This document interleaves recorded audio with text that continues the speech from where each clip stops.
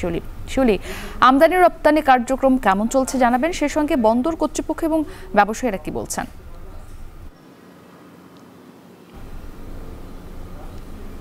মুক্তি, চট্টগ্রাম বন্দরের অপারেশনাল কার্যক্রম কিন্তু আগের মতোই স্বাভাবিকভাবে চলছে।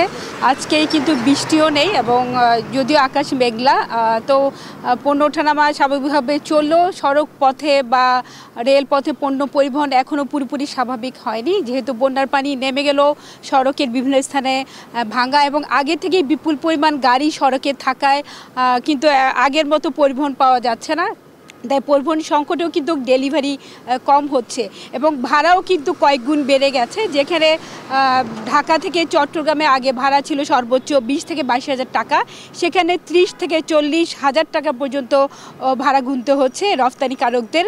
যেহেতু গত কয়েকদিনে রফতানিকারকরা বন্দরে তাদের পণ্য পাঠাতে পারেননি সড়কে কোনো গাড়ি না চলায়, তাই কিন্তু এখন এই যেহেতু তাদের অনেকেরই আসলে হয়তো শিপমেন্ট ছিল কিন্তু তারা সময় মতো পাঠাতে পারেনি, তাই সবাই কিন্তু একযোগে আসলে পণ্য পাঠাতে চেষ্টা করছেন, কিন্তু তারা সেভাবে গাড়ি পাচ্ছেন না। যেহেতু সড়কের বিভিন্ন স্থানে বন্যার সময় যেসব গাড়ি আটকে ছিল সেগুলো অনেকগুলো এখনও পথে রয়েছে এবং যান চলাচল শুরু হলেও কিন্তু যেহেতু রাস্তাঘাট ভাঙা এবং বিপুল পরিমাণ গাড়ি, ত্রাণের গাড়ি সহ বিভিন্ন ধরনের পণ্যবাহী গাড়ি আগে থেকে মহাসড়কে বিভিন্ন স্থানে কুমিল্লা, ফেনী, মিরসরাই বিভিন্ন জায়গায় আটকে ছিল, তাই ব্যাপক যানজট রয়েছে এবং গাড়িগুলো খুব ধীর গতিতে চলছে। যেখানে ঢাকা থেকে চট্টগ্রামে আসতে সময় লাগে স্বাভাবিক অন্যান্য সময়ে সর্বোচ্চ 6 থেকে 7 ঘন্টা, সেখানে এখন 12 থেকে সর্বোচ্চ 14 বা 16 ঘন্টা পর্যন্ত লাগছে।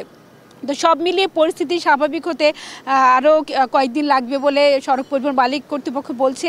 এদিকে বন্দরে যেহেতু জট লেগে যাচ্ছে, তাই বন্দর কর্তৃপক্ষ ব্যবসায়ীদেরকে অনুরোধ করেছেন তারা তাদের আইজিএম পণ্য যে গন্তব্যস্থান সেটি সংশোধন করে তাদের সুবিধা মতো সড়ক, রেল বা নৌপথে নিয়ে যেতে পারেন।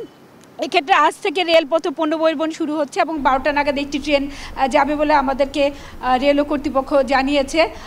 তো পরিস্থিতি স্বাভাবিক হতে হয়তো আরও কয়েকদিন লাগবে, সেক্ষেত্রে আসলে ব্যবসায়ীদের অনেকটাই তাদের ক্ষতিগ্রস্ত হচ্ছেন ব্যবসায়ীরা। মুক্তি, এই ছিল আমার কাছে এখনকার মতো সব শেষ। হাজিরা শৈলী যুক্ত ছিলেন চট্টগ্রাম থেকে। দেখছেন এখন বাণিজ্য।